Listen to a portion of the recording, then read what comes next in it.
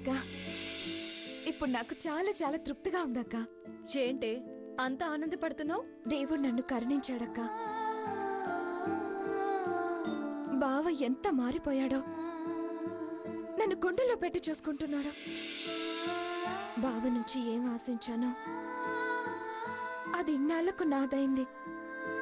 తను పూర్తిగా మారాడని అంత నమ్మకం కలిగిందా? నమ్మకపోతే పాపం తగులుతుందంటున్నానుగా. బావ మార్పులో ఏ అనుమానం లేదు, పూర్తిగా మారిపోయాడక్క. అంత ఖచ్చితంగా మారాడని ఎలా చెప్పగలుగుతున్నావు? చెప్పటానికి 100 కారణాలుంటాయి.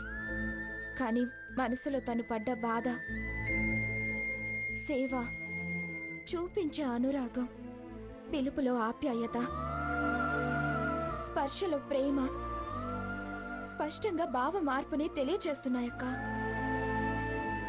హారతిని షాప్లో చాచి కొట్టాడు, అది చాలు. ఇందాక దాని పేరు సెల్లోంచి డిలీట్ చేశాడు. మళ్ళీ దాని కాల్స్ కానీ SMS లు కానీ రాకుండా బ్లాక్ చేశాడు. బ్యాక్గ్రౌండ్ లో ఏదో మాస్టర్ ప్లానే ఉన్నట్టు నాకు అనిపిస్తుంది. నీకన్నింట్లోనూ తొందరే, అందుకే అంత తేలిగ్గా మార్పుని నమ్ముతున్నావు. అక్క ఇంకా నా జీవితంలో కష్టం తొంగి చూడదు. ఇంత ప్రేమ ఉందని, నన్ను ఇంతగా ప్రేమిస్తాడని నేనెన్నడూ ఊహించలేదు. పెళ్లికి ముందు ప్రేమించుకున్నామని అబద్ధం ఆడి పెళ్లి చేసుకున్నా. కానీ అసలు ప్రేమ ఇప్పుడు మొదలైంది. అబద్ధాలు నాకు కలిసొస్తాయేమో అనిపిస్తుందక్క. ఏమంటావక్క? నీ కోరిక ప్రకారమే నీ లైఫ్ సాగిపోవాలని కోరుకుంటున్నానే. సరే అక్క, లేట్ అయితే బావ టెన్షన్ పడి పరిగెత్తుకొస్తాడు. వస్తానక్క.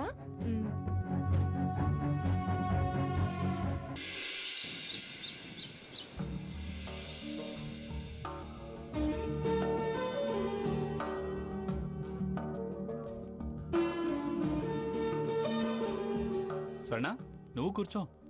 నేను తర్వాత తింటాలే బావా, ముందు మీరు తినండి. వాడంత ప్రేమగా పిలుస్తుంటే కూర్చోవే. ముద్దొచ్చినప్పుడే చంకనెక్కాలి. మారం చేయకుండా కూర్చోవే. సరే అమ్మమ్మ.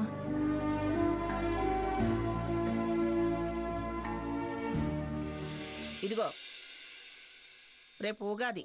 తెలుసులేవే, ప్రశాంతంగా తినని. గార్లు బోర్లు తినచ్చని పండగలు బాగానే గుర్తుపెట్టుకుంటారు. నేను గుర్తు చేసేది పండగని కాదు, నేననుకున్న కార్యం గురించి.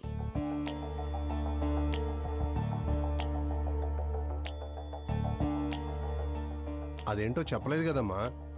అందరం సంతోషంగా ఉన్నాం కాబట్టి నా మనసులో ఆలోచన ప్రకారం రేపు పనిచేద్దాం అనుకుంటున్నాను.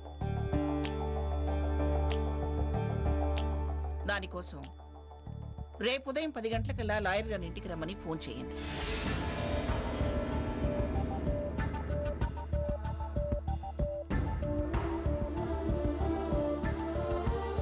అలాగే స్టాంప్ పేపర్లు కూడా తెప్పించండి. స్టాంప్ పేపర్లు ఎందుకు?